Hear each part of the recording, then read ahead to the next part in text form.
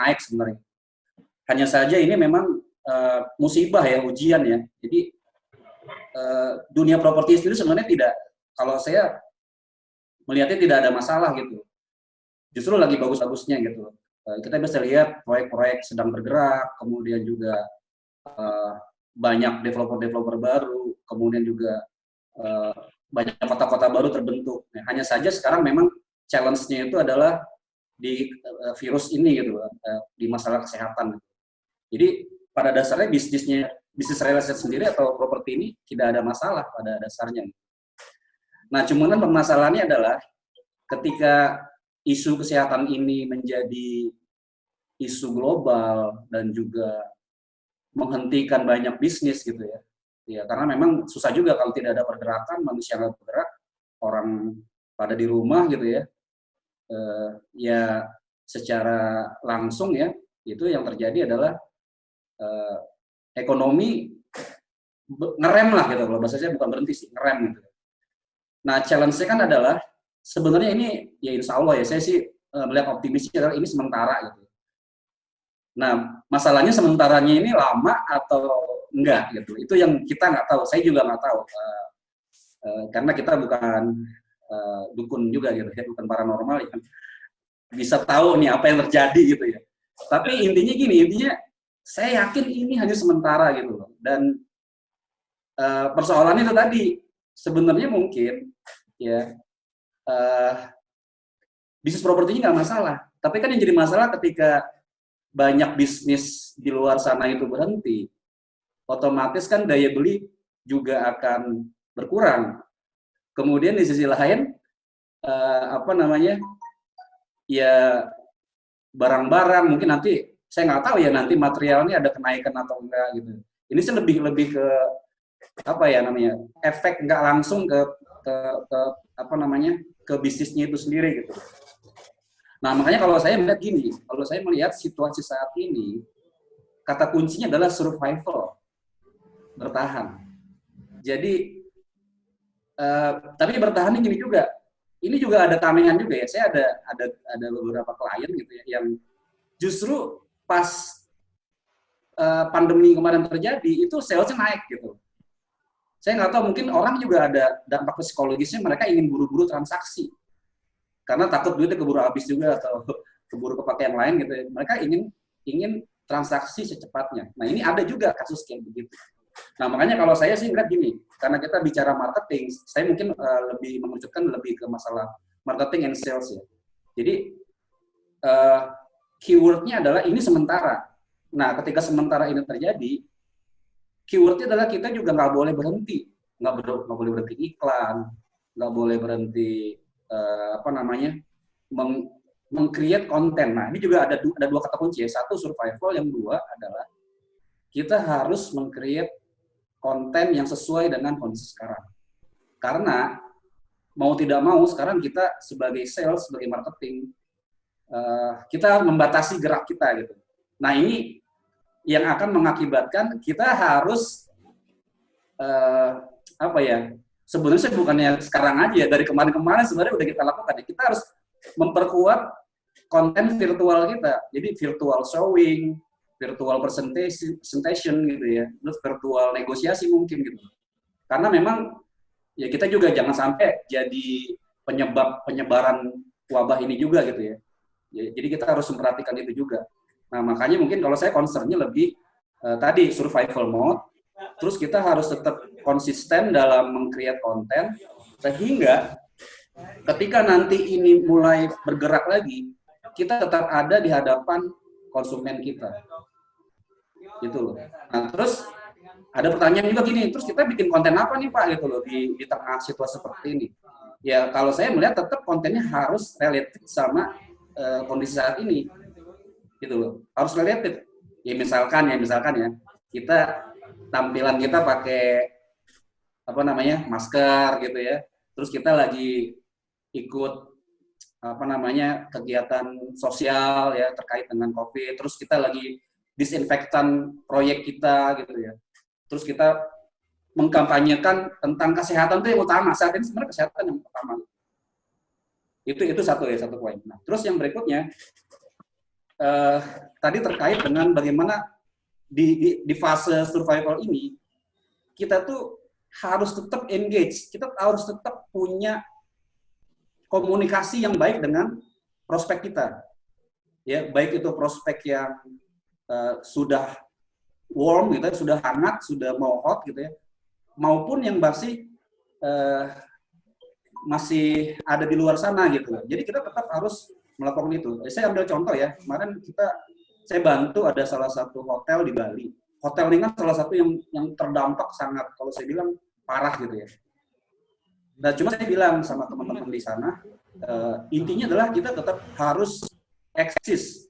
Nah, caranya gimana? Caranya kita harus create konten-konten yang lebih emosional, kalau saya bilang gitu ya. Saya lebih mengambil, ya kayak di Bali itu ya, di Bali itu saya bilang gini, teman-teman, coba bikin konten yang buat orang, pokoknya gue nanti kalau habis wabah gitu, habis wabah ini, gue pengen liburan, gitu.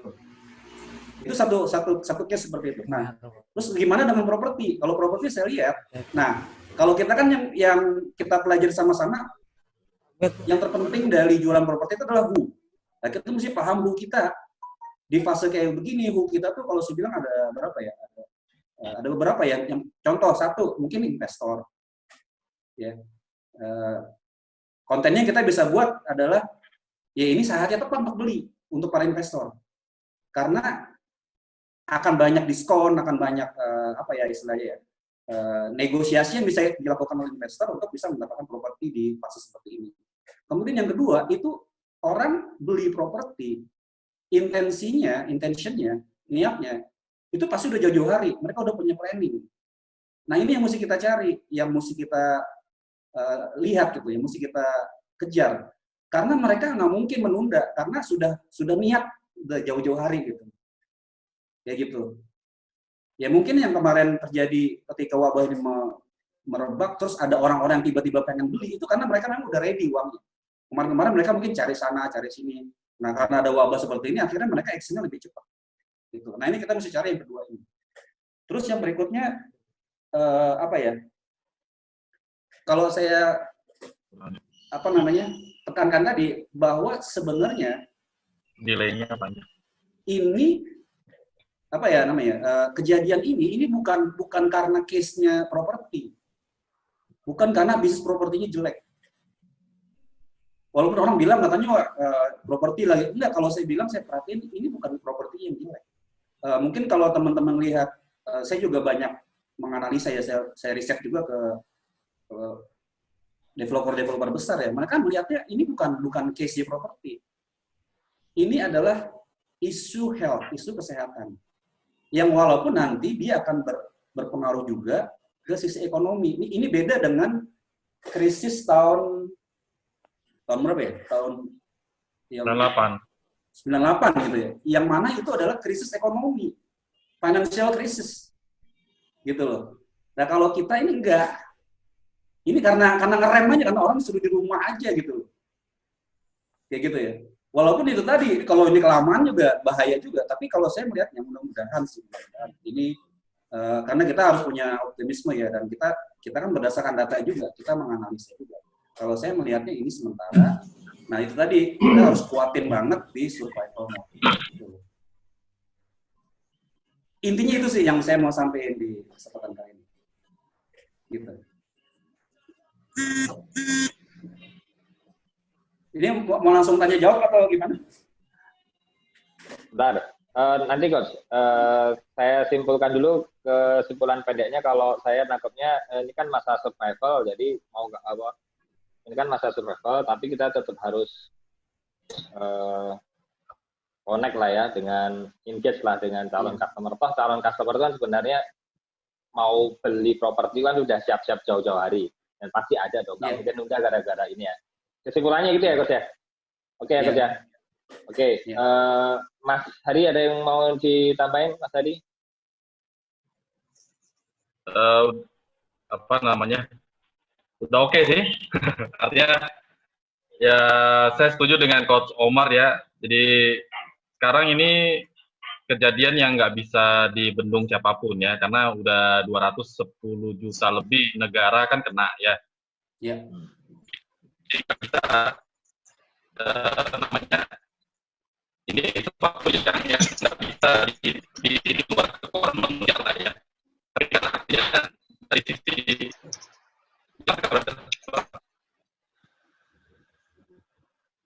Oke, Dadan, agak suaranya agak kayak robot gitu.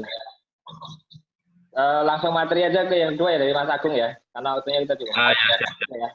Oke, Mas Agung ready? Boleh menyampaikan materinya mulai dari sekarang. Dan teman-teman yang mau tanya langsung di chat aja ya.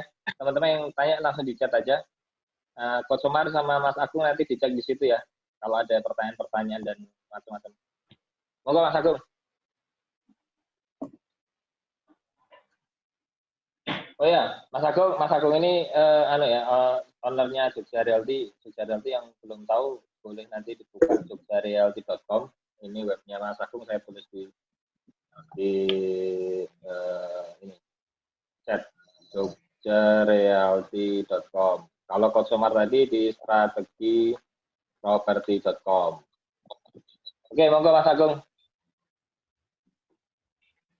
Sultannya udah 100 ya, habis ini.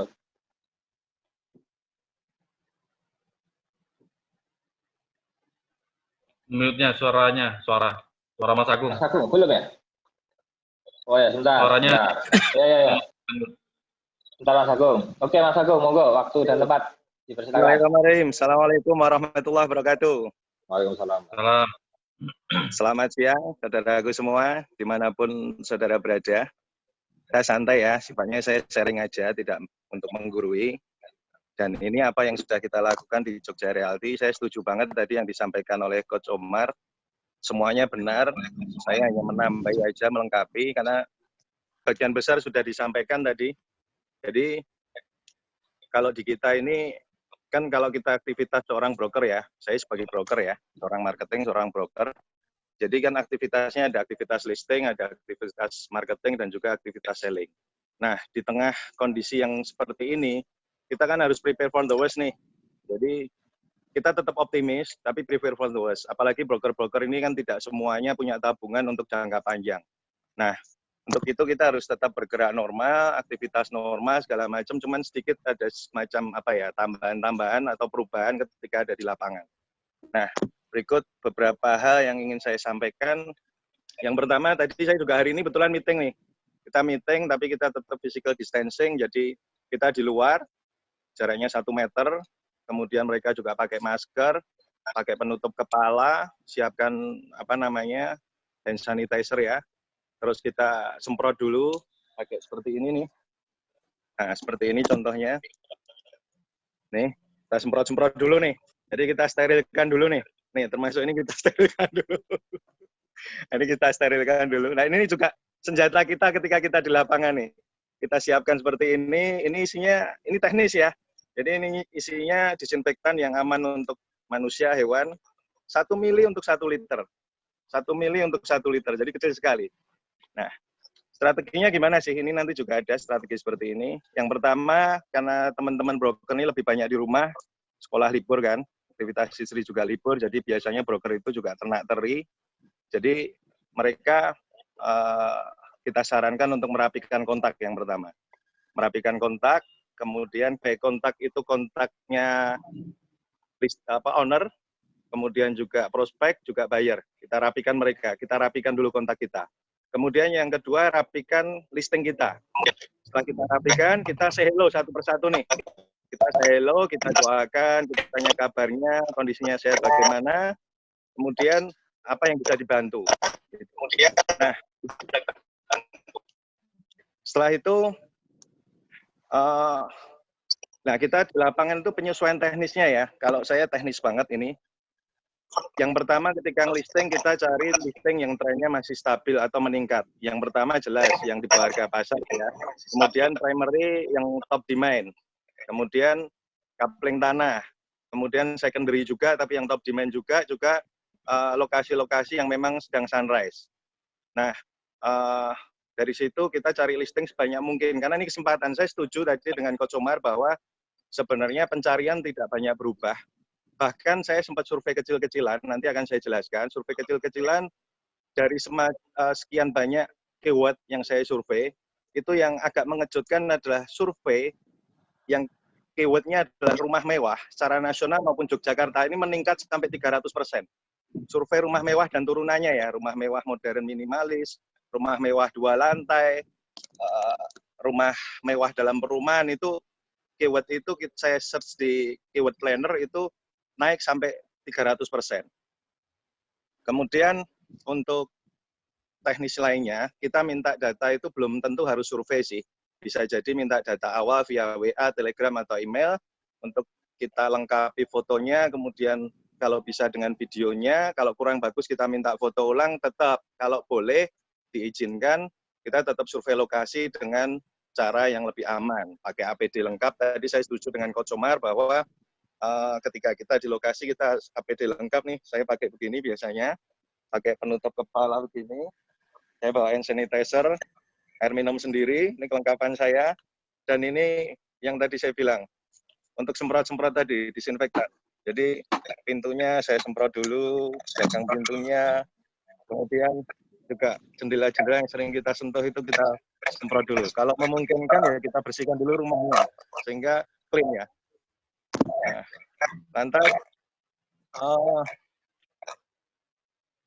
kemudian kita video sederhana aja, yang penting tahu rumahnya dan juga lingkungannya. Terus pada saat surlog, kita tadi udah videonya, terus gini, ketika kondisi ekonomi menurun begini, sebenarnya banyak di kontak saya itu yang hampir tiap hari itu lebih dari 3 orang minta jualkan propertinya. Nah, itu sebenarnya kesempatan kita untuk mencari listing sebanyak-banyaknya. Jadi, listinglah sebanyak mungkin, iklankan sebanyak mungkin. Nah, kemudian yang kedua, aktivitas yang kedua adalah marketing.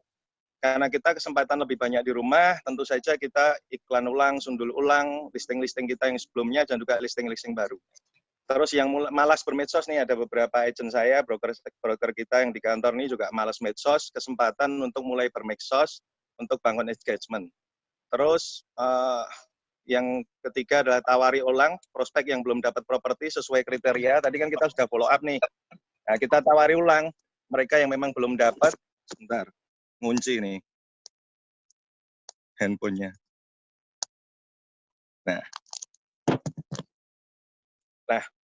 kita tawari memang belum tentu mereka akan beli sekarang, karena kalau orang-orang Jakarta tentu saja masih belum bisa ke Jogja ya, beberapa. Jadi mereka yang penting mereka sudah mulai ada minat. Nah, kita tunggu aja sampai mereda, wabah ini mereda, sehingga kita tinggal jemput aja nanti.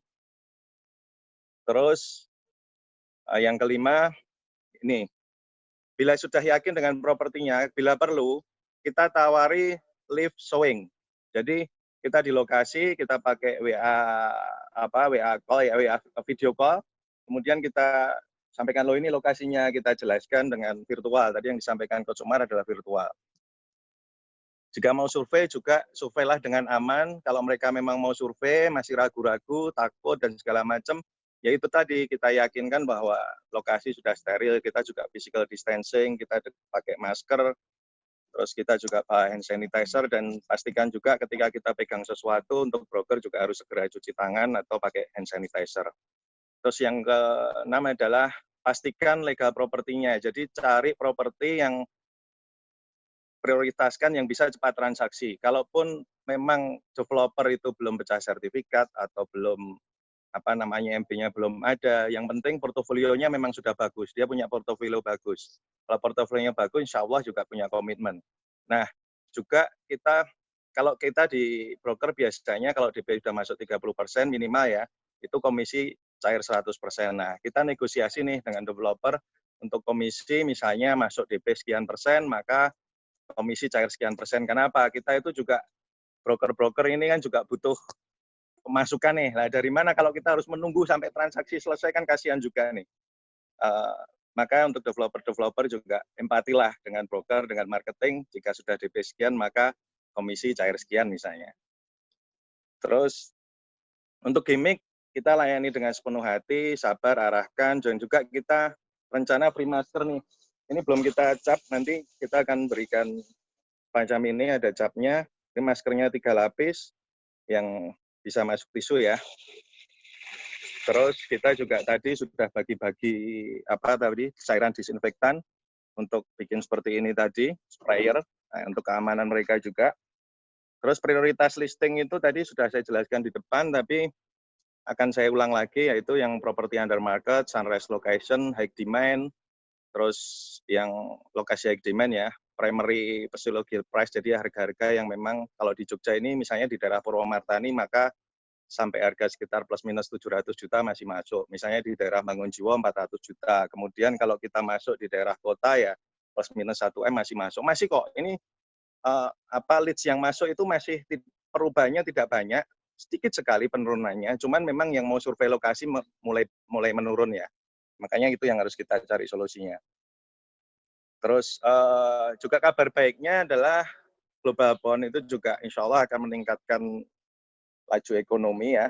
Jadi jangan khawatir nanti kalau daya belinya, memang sekarang itu hanya menunggu saja. Terbukti dengan searching survei saya di Keyword Planner itu, kita cari misalnya rumah dijual di Jogja, penurunannya tidak signifikan. Bahkan yang beberapa tadi, salah satunya yang cukup signifikan adalah rumah mewah itu kenaikannya sampai 300%. Saya survei itu, nanti monggo teman-teman survei dengan turunannya. Terus untuk spiritual jelas kita harus banyak bersyukur, terus kemudian banyak berdoa, terus kita banyak bersedekah, kalaupun belum bisa bersedekah wujud uang, ya kita wujud tenaga, pikiran, dan hindari hoaks. Bahkan dari media mainstream sekalipun, kita harus cari info yang benar seperti apa. Jangan terlalu mudah menerima informasi yang tidak jelas sumbernya. Tuh, mungkin itu dulu cukup dari saya. Mungkin ada pertanyaan, monggo silakan, tambahan. Oke, terima kasih Mas Agung. Kalau saya simpulkan, sementara intinya pasar itu masih ada, cuma masalah survei aja yang masih ada ya. Survei aja yang berkurang ya. Sama keputusan untuk membeli itu loh, yang mungkin menunda mereka. Oke, keputusan membeli yang ditunda. Oke, Mas Coach Omar, saya unmute dulu. Oke, ini ada beberapa pertanyaan Mas Agung, mulai dari atas, dari Mas Ferry Rewide. Gimana bisa sekeren JR?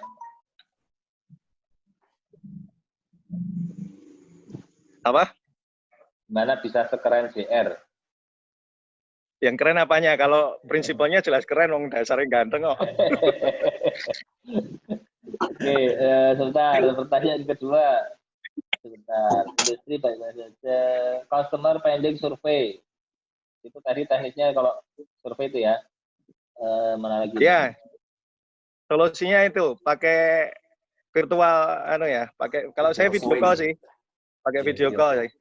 Virtual showing tadi ya. Live. Bonus bonus kebutuhan pokok selama pandemi gimana? Kalau kita kasih bonus selama kebutuhan pokok, kita kasih, mungkin maksudnya gini ya kali ya. Bonusnya ke siapa dulu? Kalau bonusnya gitu, oke nggak ya?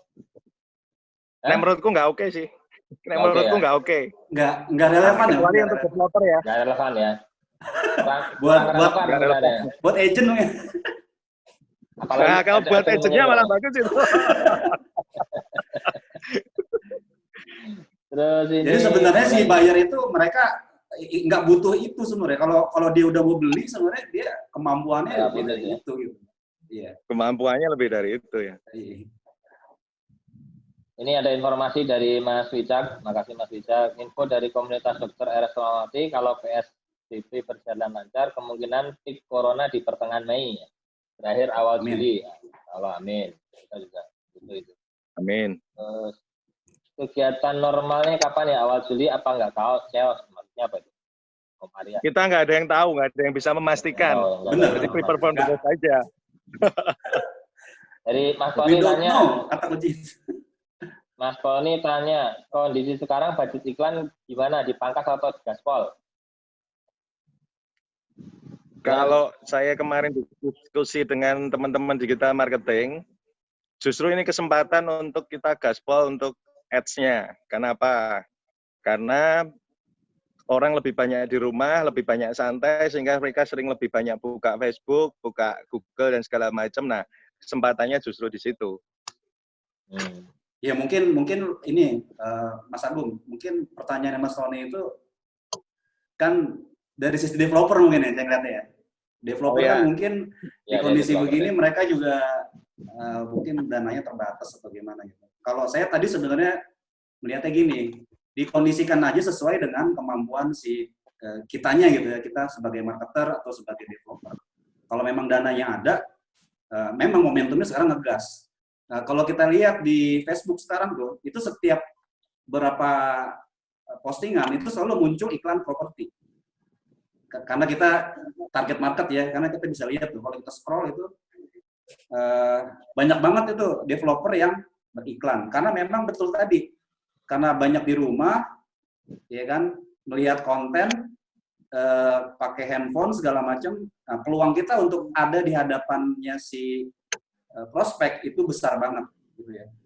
Ini juga saya punya channel YouTube saya tuh sekarang tuh view-nya banyak banget, saya juga nggak tahu apa mungkin karena sekarang deket-deket sama Mas Aryo gitu ya. Tipsnya itu. Oh, ada. Aku kurang banyak ya. Mesti collab kayak sama Om God. karena itu atau gimana, tapi memang benar itu. Justru sekarang apa ya, kehadiran kita di online itu mesti banyak, mesti masif. Ya, mau organik ya, mau iklan kayak mau seperti apa kayak gitu. Jadi ya it's time to iklan lah. Ya. Satu lagi nih Coach, dari Mas Yopi Sopi. Kalau untuk headline iklan situasi kayak gini yang cocok apa ya? Headline mungkin besok minggu depan kita bahas khusus ini. Tapi monggo kalau ada masukan. Headline iklan maksudnya gitu? Ya, headline iklan yang cocok untuk sekarang itu kira-kira apa ya? Headline-nya ya beli sekarang. Iya, beli sekarang, betul. Saatnya beli. Saatnya beli, it's time to buy gitu loh. It's time to buy.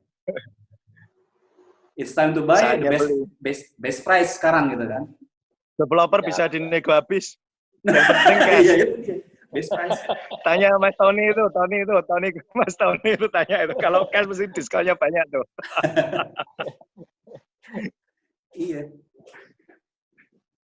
Ya nanti mungkin lebih disesuaikan dengan apa ya si apa namanya listingnya juga berapa nilainya berapa gitu kan. Terus juga kalau saya cenderung gini sih sekarang ya. Terus terang saya melihat iklan-iklan properti sekarang tuh kayaknya kita perlu agak naikin kreativitas kita sedikit gitu ya. Ya ini sharing aja ya, sharing ya. Mudah-mudahan nanti justru dengan sharing ada banyak masukan juga. Saya sekarang lebih melihat konten iklan itu, kenapa sih nggak kita mulai bermain di area emosional?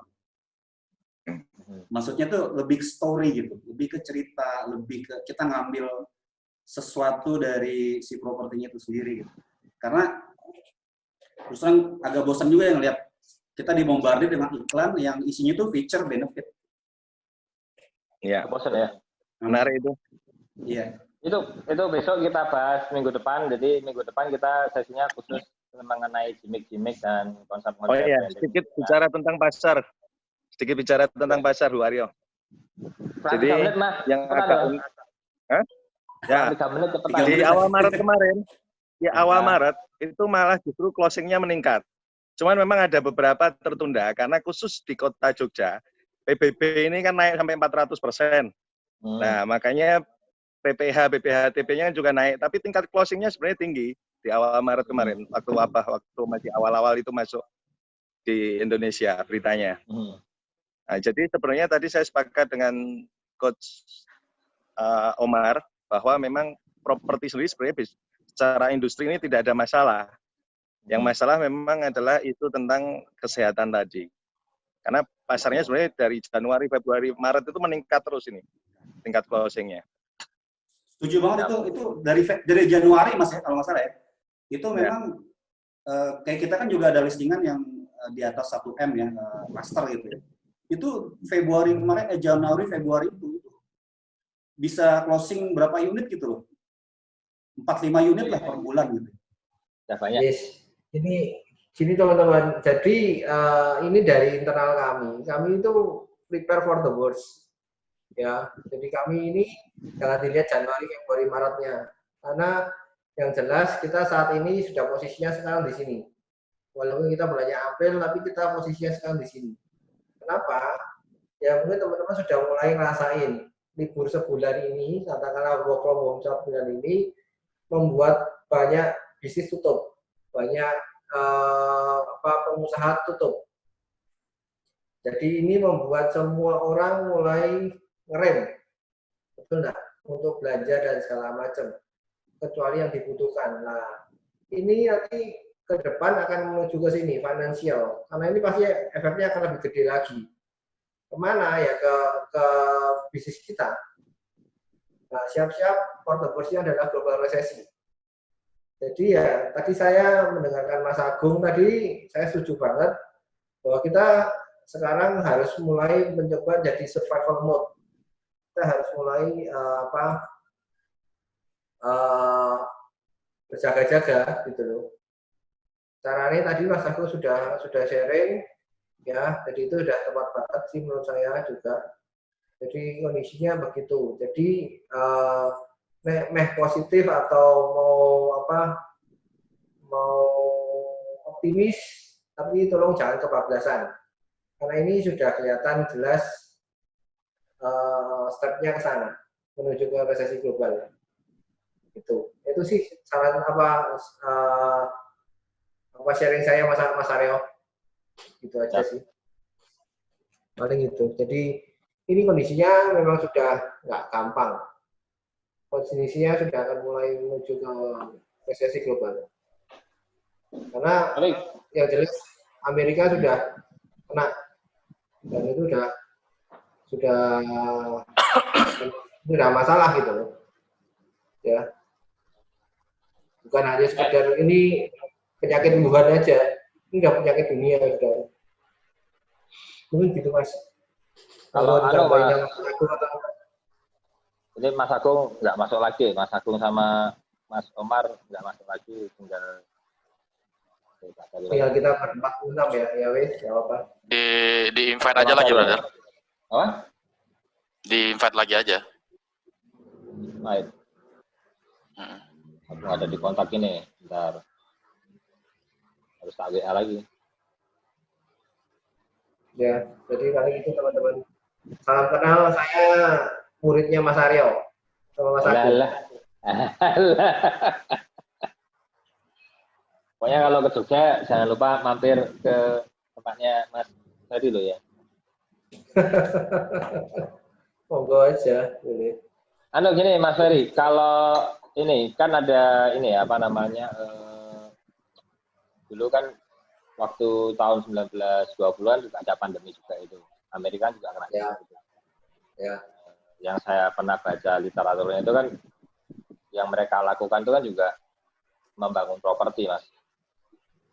Yeah. Untuk kan kita butuh muter gitu. Ceritanya itu kan kita ketika ekonomi bubrah itu kan kita butuh industri yang bisa memberikan impact cukup besar. Nah, sebenarnya saya masih punya harapan atau saya berharap lah gitu. Kalau saya berharap sebenarnya bisa menggerakkan perekonomian ini bisa lebih bagus lagi. Itu malah menurutku adalah di industri properti gitu.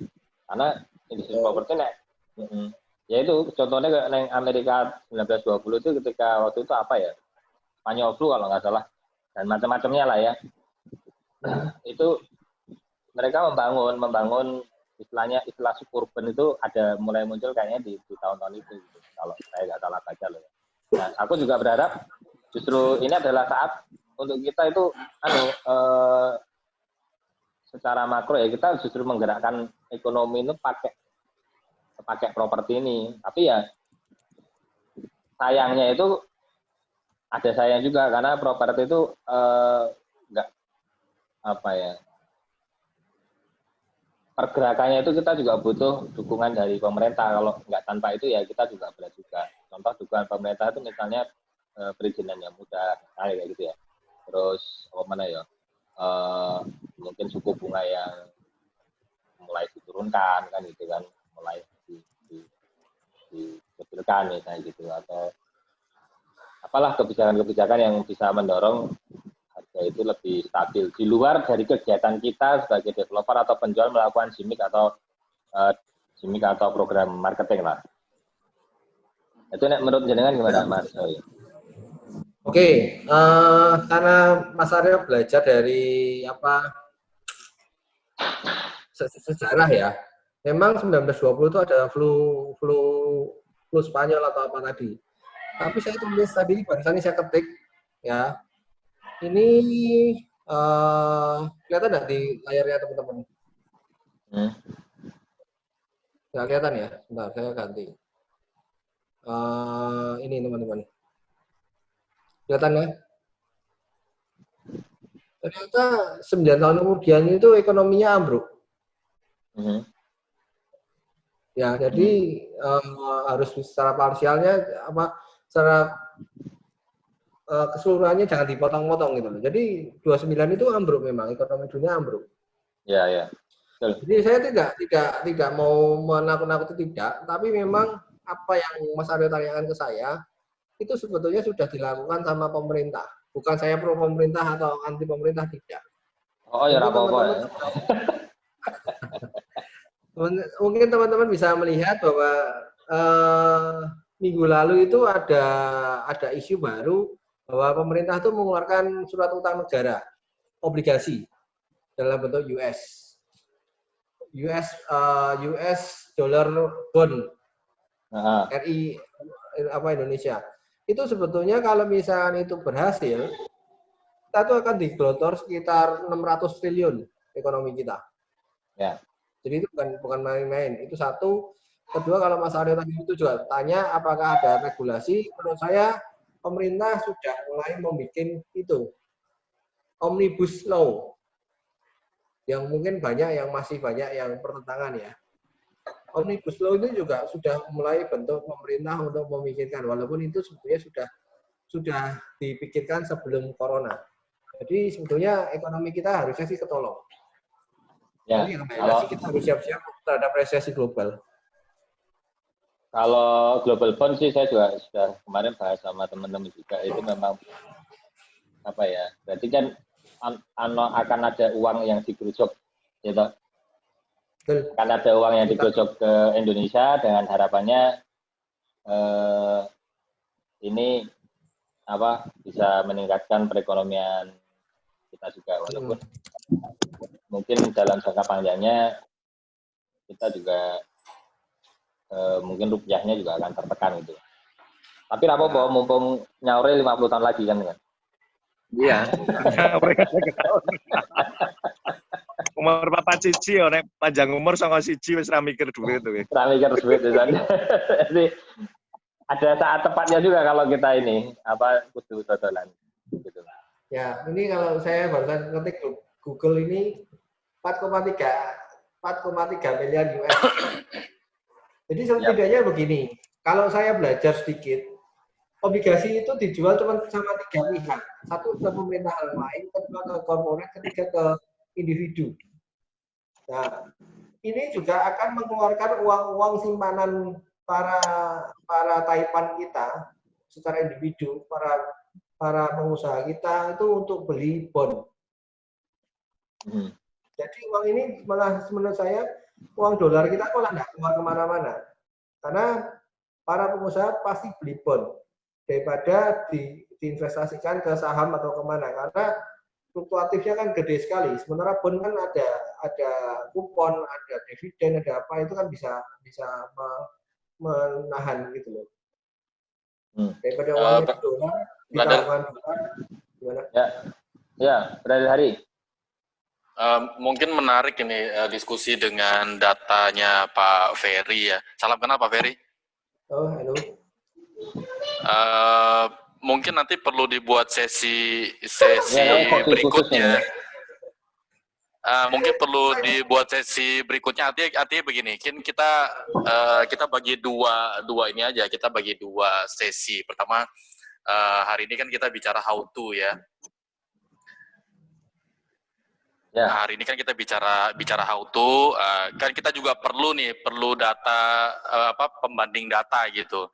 Kalau bisa mungkin minggu depan Pak Ferry bisa bantu dengan data-datanya gitu. Apa nih, saya nggak punya data ya. Kira-kira teman-teman setuju nggak gitu? Setuju. Oh, Jadi artinya gini, jadi artinya ada bagusnya begini. Jadi bagusnya di antara kita kita sekarang yang memang perlu praktis kecil ya, pekerjaan-pekerjaan kecil untuk mengisi waktu senjang gitu ya, waktu senggang kan kita banyak. Nah, tapi kita juga nggak boleh kelewat batas juga gitu. Jadi diperlukan data lah gitu. Jadi teman-teman nggak hanya Pak Ferry lah. Kalau misalnya yang lain juga punya data-data bagus, juga boleh juga di besok minggu depan misalnya kita kasih sesi khusus. Nah, kita coba kalau bisa argumen data gitu. Jadi biar kita muncul sama-sama track-nya seperti apa gitu ya. Gimana kira-kira teman-teman? Setuju.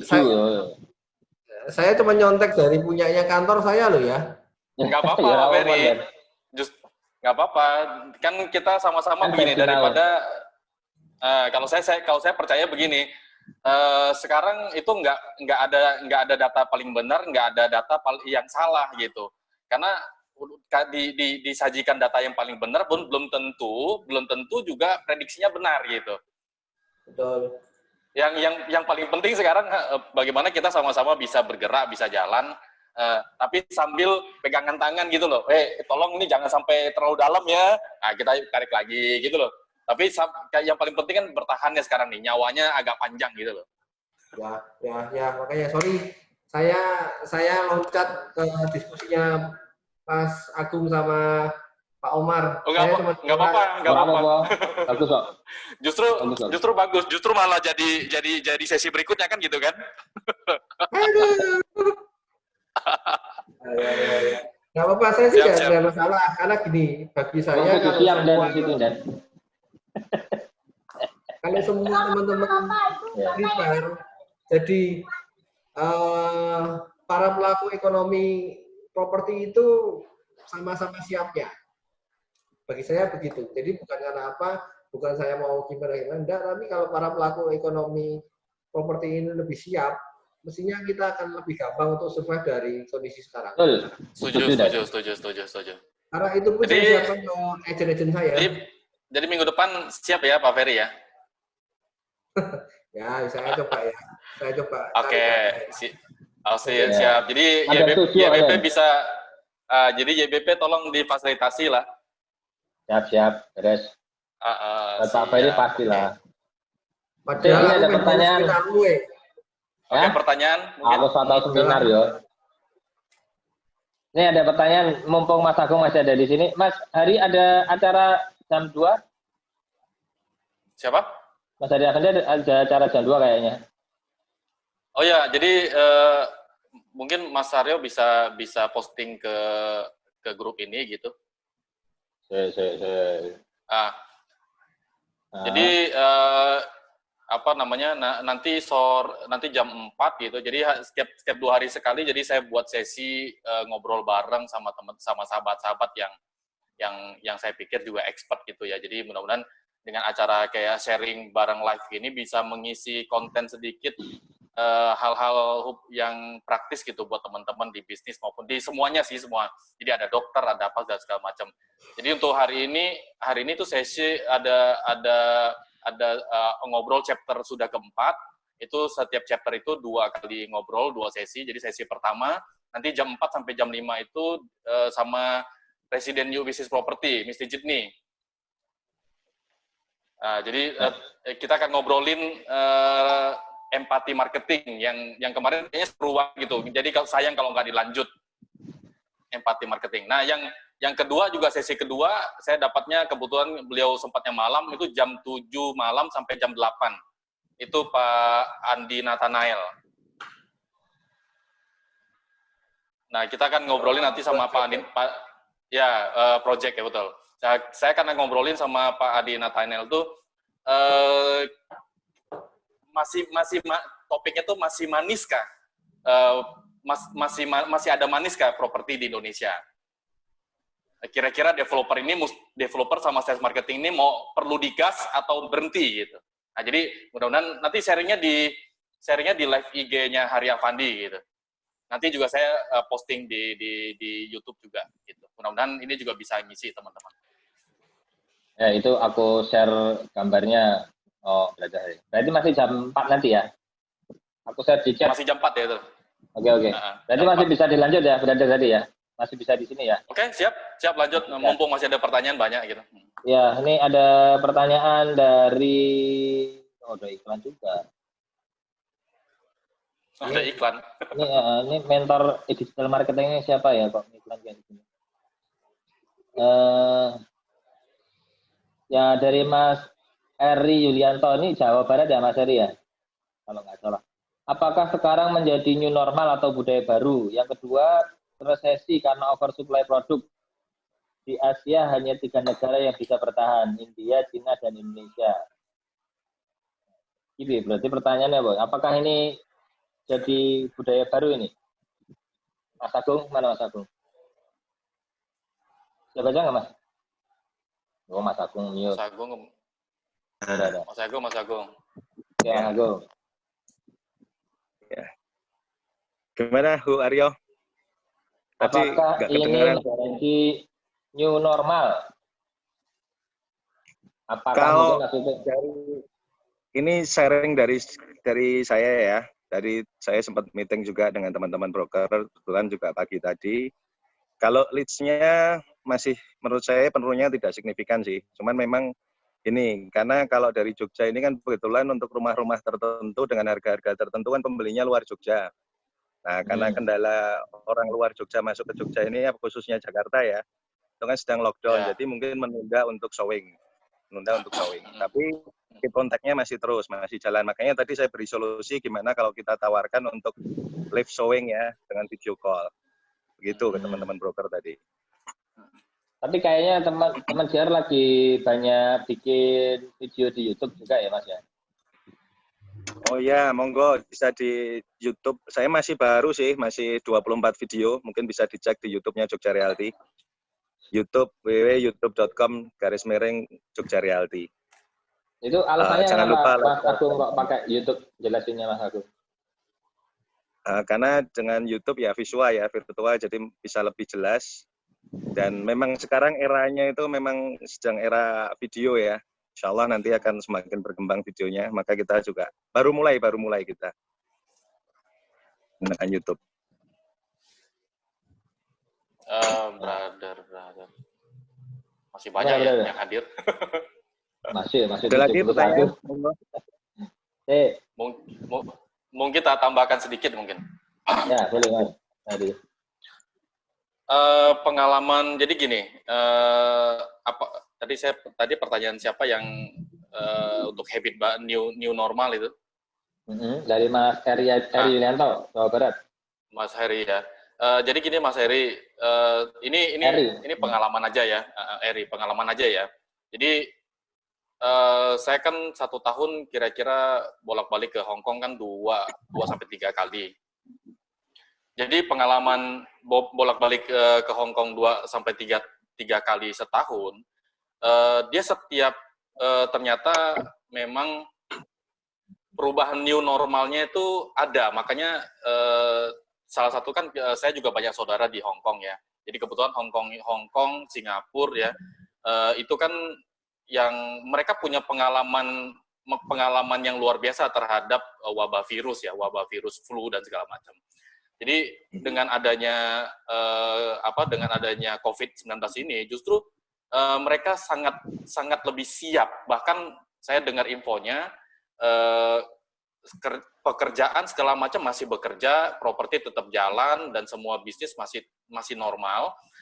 Hanya keren. Itu jadi efek normal. Kenapa bisa efek normal dan penularan untuk warganya itu boleh dibilang 0,sekian% aja. Jadi yang terjangkit COVID itu justru imported case rata-rata. Jadi yang anaknya kuliah di Amerika, yang dari Kanada, orang tuanya pulang, itu yang benar-benar baru kena COVID. Kalau warga sendiri penularannya sangat zero gitu. Kecil. Kenapa bisa sangat zero, kecil? Jadi kalau saya lihat ini ada connect-nya dengan new normal yang ditanyakan Mas Eri kemarin, yang tadi.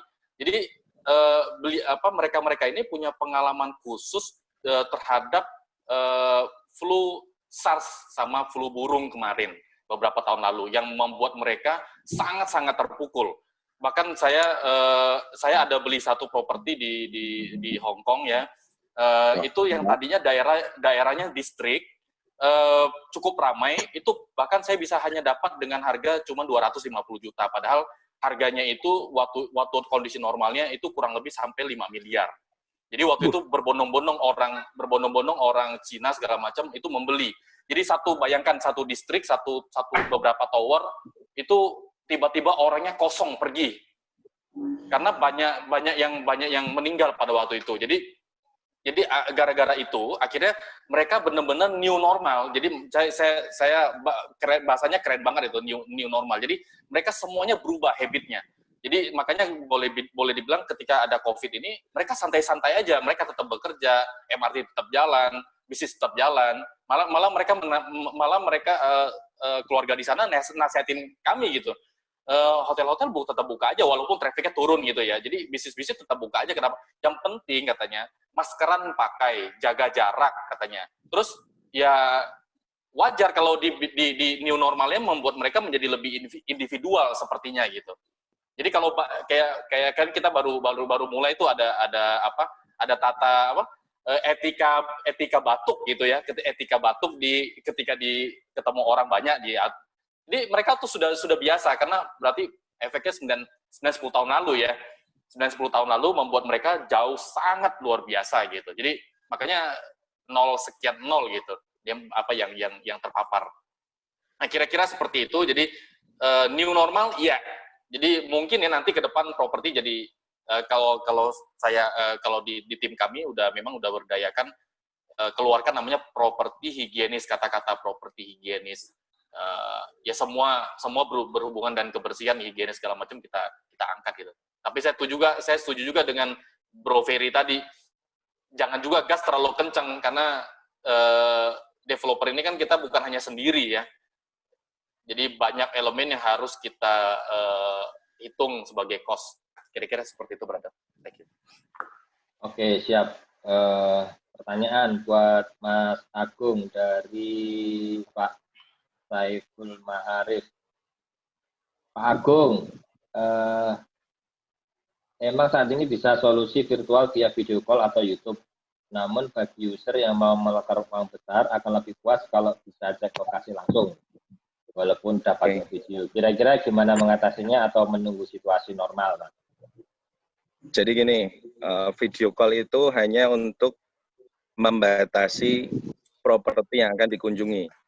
Biasanya kalau seorang broker itu kan untuk dapat satu pembeli yang serius dan kemudian memutuskan untuk membeli kan ada beberapa listing yang kita dikunjungi lah, divisit lah. Nah, dengan video call itu misalnya kita video call 3 atau 5 lokasi kita video call, kemudian kita nanti mana yang memang paling disukai, paling diminati, nah itulah yang nanti akan dikunjungi. Jadi membatasi kunjungan aja, bukan berarti tidak melihat, pasti akan melihat lah. Nggak mungkin lah orang beli properti dengan nilai besar ya, kecuali yang properti coupling tanah misalnya itu, saya ada pembeli yang tanpa melihat itu ada beberapa kali bahkan, tanpa melihat lokasi, taunya transfer aja cash gitu.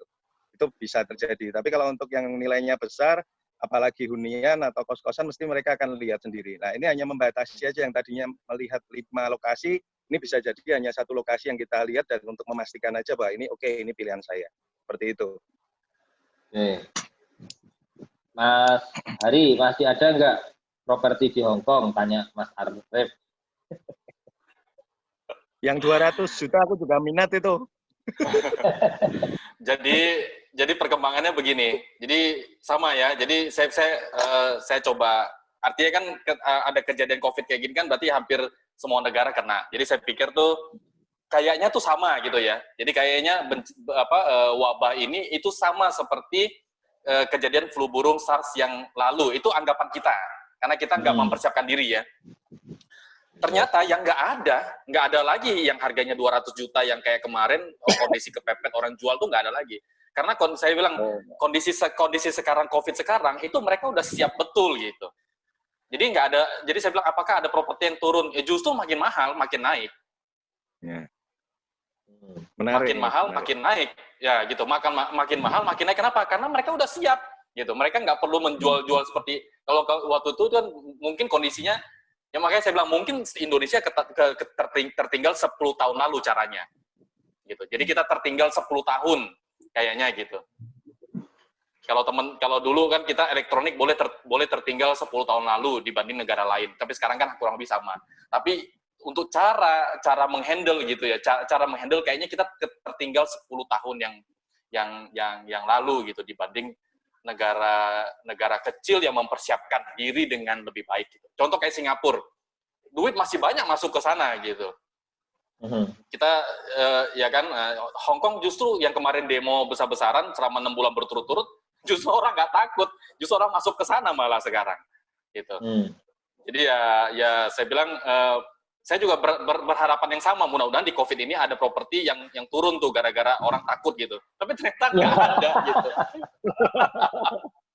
Ternyata nggak ada yang 200 juta lagi nggak ada. Yang ada sekarang 7 miliar, minimal paling murah 7 miliar. Dan itu tipe studio. Diskonnya 80% ya? Ya. Kalau di Hong Kong boleh siapapun boleh beli ya. Jadi yang penting bayar pajak 30%. Oh, bayarnya pajak 30%. Oh. 30% ya. Siapapun boleh beli, yang penting bayar pajak 30%. Siap. Ada pertanyaan dari Mas Arya. Ini Arya siapa ya? Apa kemungkinan Indonesia, khususnya area merah, seperti Jakarta dan daerah sekitarnya, bisa menjadi kota hantu? Nggak tahu ya, belum ada yang tahu Mas ini. Tapi kalau yang atau Mas kayaknya sih enggak lah ya. Tapi nggak ada yang tahu sih. Belum ada yang tahu lah. Nggak bisa nebak. Dari Bu Evi Pekanbaru, pembeli dengan KPR di situasi bank lagi hold kredit, gimana Coach? Gimana Mas Agung sama Mas Heri Afandi, kalau KPR lagi hold ini gimana? Nah ini kalau Mas Heri mah udah tahu jawabannya sebenarnya. Gimana Mas Heri? Kita Mas Agung. Coba ya, saya jawab ya. Saya kemarin ada yang pakai KPR rumah harga 750 juta. Kebetulan baru disurvei dari bank itu, Bank Mega kemarin, Bank Mega itu baru minggu kemarin. Nah, menurut saya masih normal sih kalau yang dari pengalaman saya ya, masih normal, cuman appraisal-nya memang kok nggak setinggi biasanya gitu loh. Saya nggak tahu dari mekanisme perbankan, internal perbankan mungkin ada sedikit perubahan, karena kalau dari harganya itu sebenarnya harapan kita biasanya itu kalau dengan kondisi properti seperti itu, karena ini baru benar-benar baru, sudah siap huni, dari harga 750, bayangan kita setidaknya 600 lebih lah, 650, tapi kok appraisal-nya cuma 500 lebih sedikit gitu. Nah, itu mungkin saya nggak tahu, itu mekanisme internal perbankan seperti apa. Apakah ada perubahan atau bagaimana? Oke. Kalau saya tambahin ya. Emang kamu? Tetap. Kemarin saya ada chapter pertama itu ngobrol bareng sama salah satu owner bank di Bali, jadi beliau punya BPR Kas. Nanti boleh dicek di YouTube-nya Hari Afandi.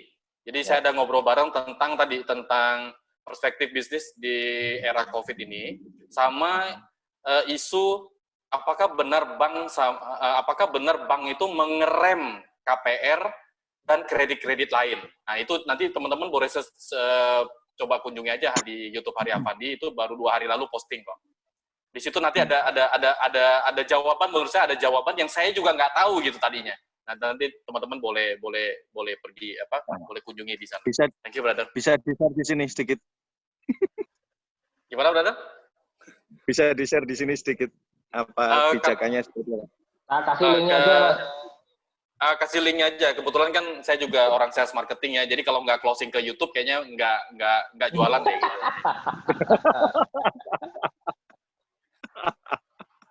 Saya nggak cari ya kalau saya nggak minta teman-teman subscribe ya. Ya, tapi kalau bisa teman-teman mau subscribe ya lebih baik lagi karena itu gratis ya. Kalau kemarin pengalamanku ngurusin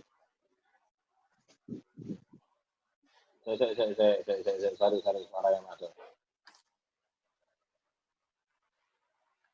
Sorry. Kalau pengalaman kemarin sih agak lama aja prosesnya daripada biasanya. Biasanya sebulan udah selesai, kan kemarin hampir 3-4 bulan karena banyak banget yang harus dihitung.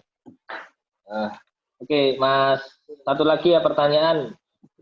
Itu pertanyaan mau informasi ini. Mas Goni, saya berapa banyak lama lagi, brother? Sorry. 7 menit. Saya banyak di tukang bangun ID dengan kondisi seperti ini, banyak yang pending. Modo Mas, saya juga ada yang pending. 2 yang sudah berjalan, izin lapor ke Podo Mas. Saya pending semua Mas. Ini pernyataan berarti ya Mas Goni ya. Mohon ada list daerah Palembang, ada yang nitip listing tuh. Naila Amira. Mas Arya tadi apa ya tanyanya? Oh, kata kuncinya apa ya? Kata kunci apa nih Mas Arya? Ini YouTube, oke, ini sebentar nih YouTube. Mas Mas Agung, closing statement Mas Agung. Oke. Mas Agung deh, Mas Agung. Kalau dari kita sih prinsipnya aktivitas tetap lakukan seperti biasa, bahkan mungkin ditambah ya, kita prepare from the worst dan kejar listing sebanyak-banyaknya, rapikan kontak, stay hello kembali, terus tetap optimis, makin berdoa, insya Allah harapan kita walaupun kita kita tahu secepat mungkin kita keluar dari wabah ini, setidaknya menjadi lebih baik lah, menuju normal. Okay. Amin. Mas Hari Afandi, closing statement Mas Hari Afandi. Bro Hari pergi kayaknya. Bro? Ya. Ya. Yang terakhir, Mas Hari, silakan. Mungkin gini ya, mungkin saya mudah-mudahan bisa memberikan sedikit gambaran ya di tengah kita berpikir tentang cara how to dan segala macam data-data yang cukup mengerikan ya. Menurut saya yang paling penting hari ini adalah tentang diri kita. Jadi kita diri kita ini sangat paling penting untuk menghasilkan respon yang secara sadar gitu. Jadi semua data, semua cara itu dari luar begitu banyak masuk ke tempat kita. Justru yang paling penting menurut saya hari ini adalah keselamatan terhadap diri kita gitu, keselamatan terhadap diri kita. Jadi ada 3 cara sebenarnya supaya kita selalu aware gitu. Jadi di tengah-tengah situasi ini yang paling penting adalah awareness kita, kesadaran kita. Jadi pada pertama kita bisa membedah itu dari waktu kita bagi menjadi 3. Yang pertama now dan tomorrow gitu. Jadi kira-kira apa yang sudah kita lakukan kemarin, kuncinya apa-apa saja dan apa yang harus kita buang gitu. Terus kita melihat dengan waktu yang sekarang, kira-kira perubahannya itu apa-apa saja dan bagaimana kita dapat sehingga kita bisa menghasilkan critical respon yang lebih baik. Nah, persiapannya ke depan tuh kayak apa tomorrow. Jadi menurut saya kunci-kunci jawaban yang ada di data-data dan segala macam how to yang kita dapat dari begitu banyak, semoga itu bisa menjadi kita tinggal masukkan ke kelompok-kelompok folder gitu, folder yang past, tomorrow now dan tomorrow gitu. Ya mudah-mudahan dengan kayak gitu kita bisa lebih aware gitu, mana yang harus kita lakukan, mana yang tidak lakukan. Karena banyak yang kita nggak bisa lakukan gitu. Jadi lakukanlah yang bisa kita lakukan. Menurut saya sih seperti itu, brother. Sepakat. Love you, brother. Thank you, teman-teman.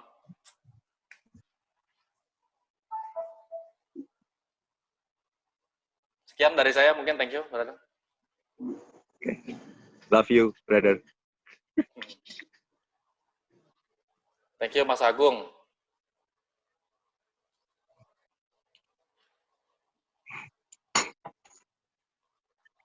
Thank you, teman-teman semuanya. Mas Eri ditunggu. Mas Ferry ya, Mas Ferry ditunggu minggu depan jadwalnya. Ya, Mas Hari. Bro, Mas Hari. Ya. Minggu depan itu nanti tak jadwalin khusus Mas Hari sama image branding. Nanti sama Mas Ferry sekalian, bertiga ya. Dibikin 2 sesi.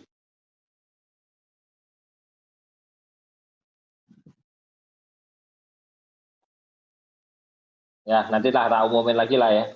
Tadi mati lagi nih kan. Oke, saya pikir waktunya juga udah habis 3 menit lagi, brother.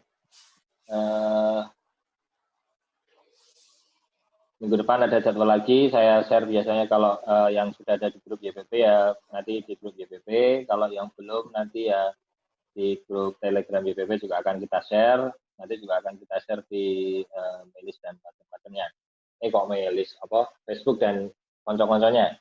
Matur nuwun buat Mas Agung, Mas Omar tadi udah cabut duluan, Mas Hari Afandi, terima kasih semua buat teman-temannya. See you next week. Video ini kita record, insya Allah setelah ini kita share